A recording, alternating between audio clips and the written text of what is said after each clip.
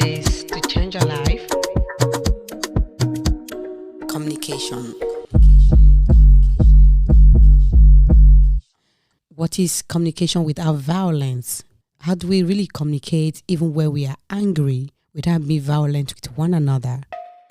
What is a good communication and a bad communication? What does it look like to have a good communication?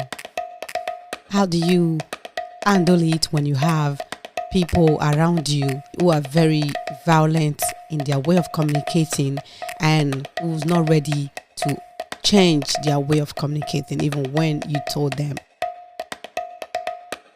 I have a friend whom I like so much, a male friend. He's always violent in talking. He's always violent if he wants to talk. The communication aspect is very, very bad.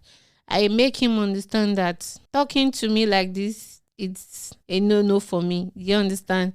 And he's trying to let me know this is who I am. This is how I talk.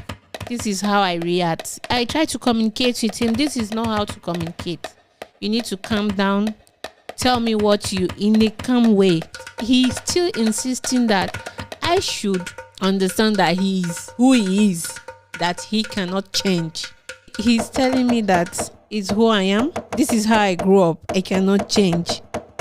I don't really know how to deal with such a person. Do you understand?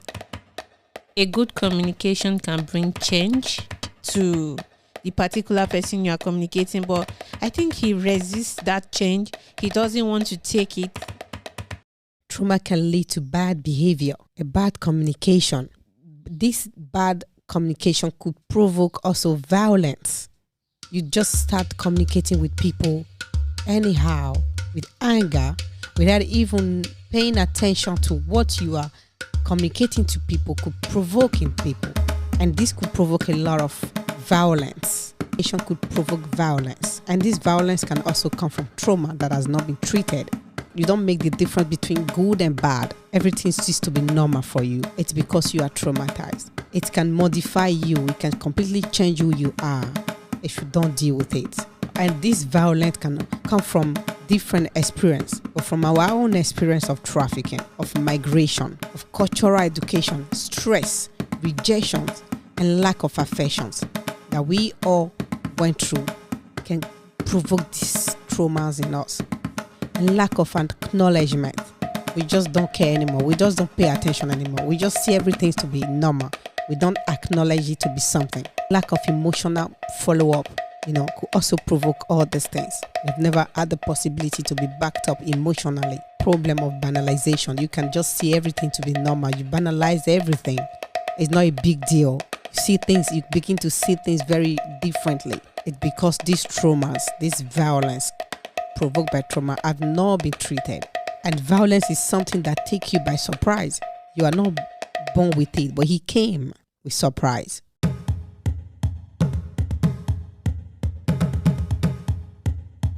I've seen some people that I will be like, okay, you are showing most type of violence. You're being violent, like people that I've seen that comes for appointments that I have in my office, and I'll be like, okay, now you are being violent and you are aggressing everybody without no reason at all. Whatever somebody said to you, you're being aggressive to everybody. And you need help. You need to see a psychiatrist or a psychologist, and the person will look at me as if I am the one crazy. Madam, I'm not crazy. I know what I'm talking about. You need help. You need to see somebody. You need to talk to somebody like a specialist that can help put you in place, that can help analyze and understand what you're going through, that can have a long therapy with for a very long time. And the person will be like, no, I don't need to see a psychiatrist, or I don't need to see a psychologist because I'm not crazy. The message we are giving, the communication we are passing, how do other people receive it? And what impact does that have? Try to place yourself in their position at this thing that I'm saying to them. How do they receive it? How does this feel? What impact does it have in them? So when you communicate with empathy, you learn to listen, listening to one another during the communication. When you have said what you have to say, what does the other people think about what you are saying. And when they want to say what they have to say, you must listen to them. This is a good communication. Listening to one another with empathy.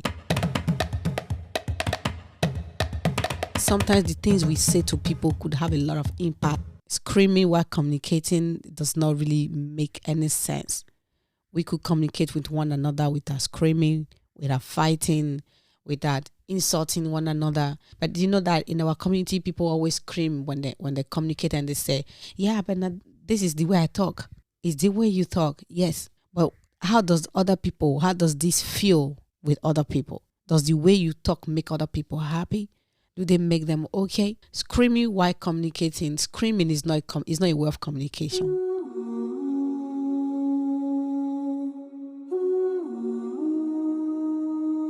We could communicate silently. We could communicate with the head movement. We could communicate without screaming.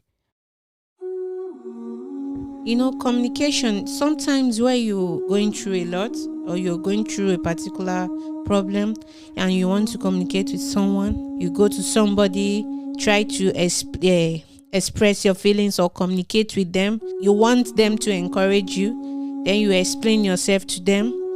Then they keep silent. At the end of the day, there is no response. There is no good response to encourage you. So it means the outcome is nothing. It's better to keep silent than not to communicate with the person.